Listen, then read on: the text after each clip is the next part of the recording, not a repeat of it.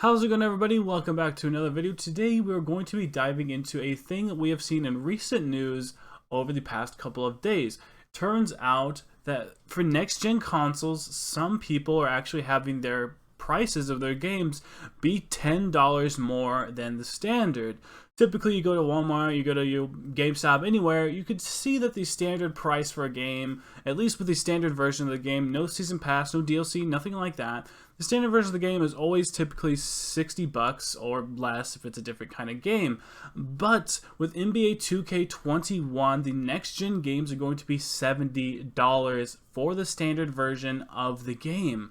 Just the standard version. So that means they're leaving that $60 price mark behind.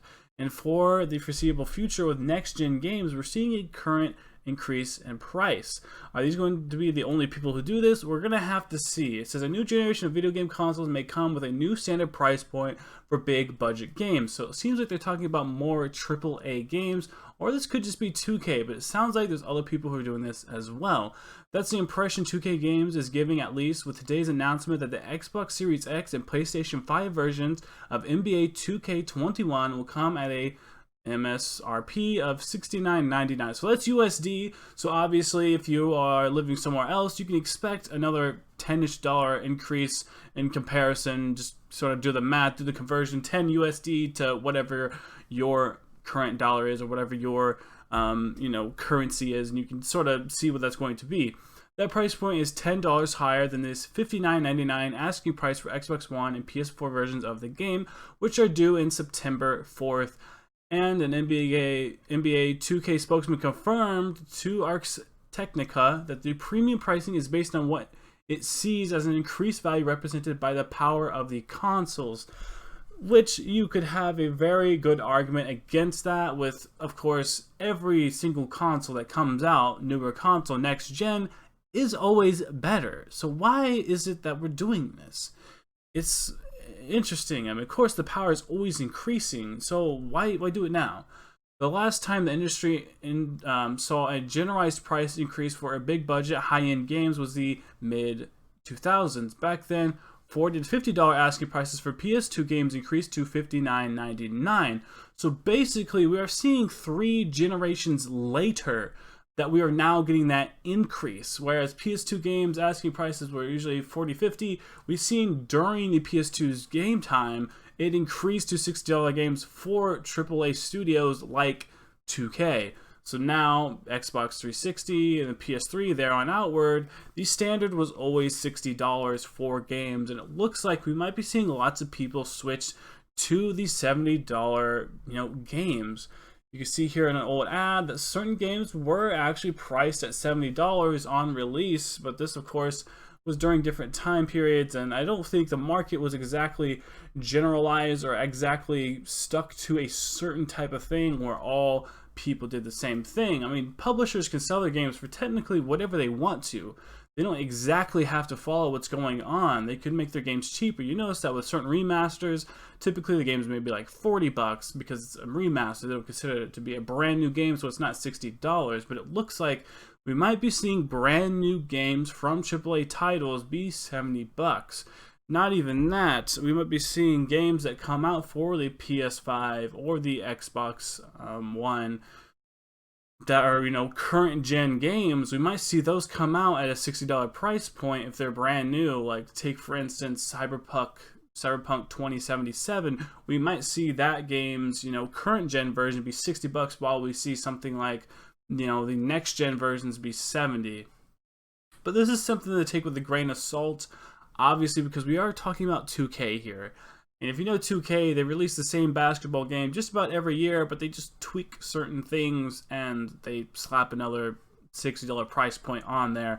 They're just going to be slapping $70 on there for next gen. This is their way of basically trying to make us have to pay more for next gen games because they are trying to say with what is going on, but today's video game market is absolutely flooded with free or heavy discounted high quality gaming alternatives in a way that isn't really true 15 years ago.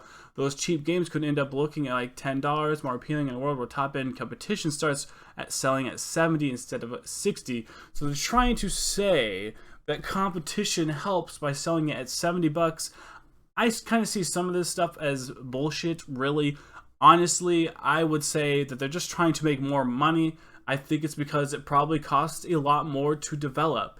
With each generation of new video games, it is harder and harder to develop. You have to stay with that competition.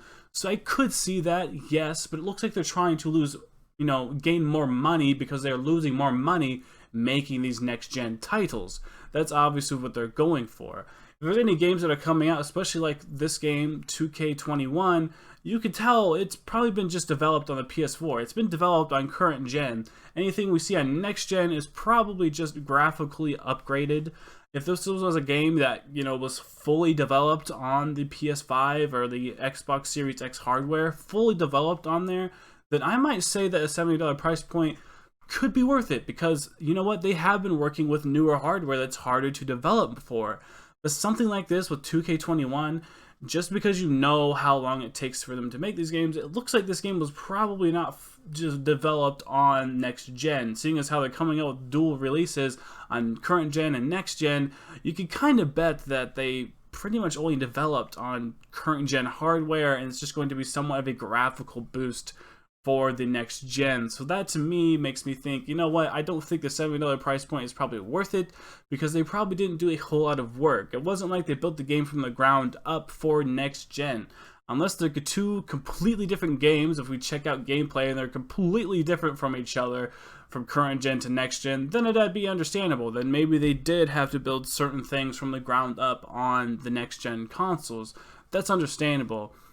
Some of these PS5 releases, like that Tokyo game, I don't fully remember it, and the one from Square Enix and Spider-Man Miles Morales, some things like that might have been from the ground up on next gen. So I could see a $70 price point being pretty justifiable if you want to consider that stuff worth it, because who knows how much time they actually did spend on trying to build that game from the ground up on next gen, and it might have took lots of development and lots of time. A lot of times when next gen games come out, it is difficult to actually try and learn the new system, because a lot of times they have to first learn how much they are able to work with, learn how much they can manipulate it to the point it breaks. They also have to keep in mind that they are working with a console. It's not like it's a computer, it's a console. They have certain limitations, certain speeds they can run their games versus how hot the system gets, versus how much the game could be possibly loaded in before it starts causing lag and like chat lobbies and different things like that. How much of the actual console can be used at once just for your game. So it's understandable that a new game on a new console is somewhat difficult to develop for, and that's understandable at some point. But with stuff like this, where it's 2K21 and it seems like they're just trying to do a dual release, which by the way, the art is actually different. They have Kobe on the next gen ones. You can tell they just printed out this stuff first, and you can tell by the point in time periods of when they are actually coming out with these games. You could tell these ones on the right were developed a little bit later with the art and whatnot. But I just think this is going to be a graphics upgrade for the next gen. I don't expect this to be something like that. And you could also just argue that, well, most of the Xbox One games and PlayStation 5 games, they're going to be backwards compatible for the next gen anyway. So you could probably digitally download the NBA 2K21 and just play it on your PlayStation 5 or Xbox One. Because when it actually comes down to it, the next gen versions of these games are probably not going to be a whole lot different, because they probably were not developed from the ground up on next gen. If it was like that, these would be two completely separate games pretty much. So you could probably get the current gen versions and just play them on next gen.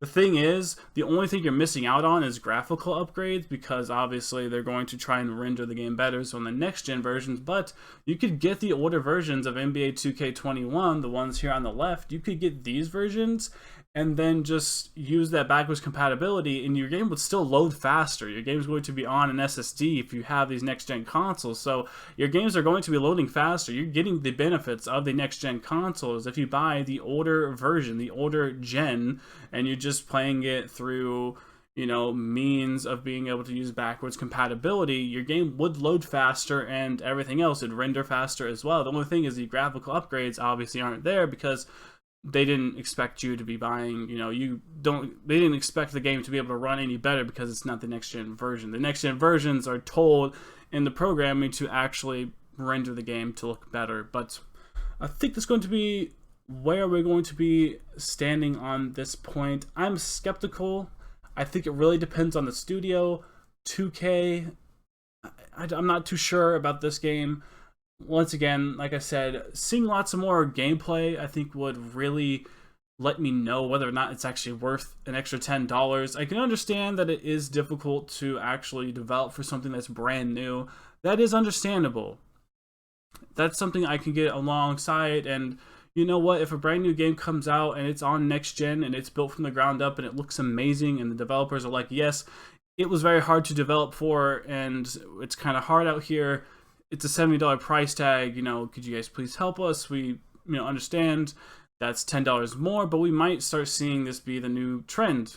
I would not be surprised if things like Ubisoft and Activision started picking up on this. Obviously, I think 2K here is going to be somewhat the guinea pig. They're the first ones to come out and say it. Who knows? There's a lot of games that have been announced for PlayStation 5 that we just haven't even gotten price tags for. So there's a good chance we could start seeing certain games like that coming out at $70. It really just depends. I think with the backlash that 2K is getting, it could be bad. I think this is somewhat of a double-edged sword because we want good studios who are trying hard to actually get their games out, and we want to show them that we understand and that the price tag is better. If it is $70, if that means my game looks that much better, then my game is able to be that much better because the studio feels a little more lenient on, how much money they're getting. That's pretty good. I'm alright with that. But on the other end of the sword, we could just be seeing game developers who are just corporate shills shilling out games just for money, copy and paste the same game from last year, something like Call of Duty or 2K. You can start seeing stuff like that. Although Call of Duty has been pretty good in the recent couple of games, they actually have been developing a lot more stuff. But I think that's where I'm going to end this video here, guys. Let me know down in the comment section below, what do you think about this? Is this justifiable? Do you think it is? I think this is going to be a case-by-case basis. Personally, I think this is going to be case by case, and that we fully can't understand whether or not the studio deserves this price tag. We really just need to see whether or not the game is actually worth it and how much they actually tried on this game. But yeah, let me know your opinion down below. Like this video for more content. As always, thank you guys so much for watching.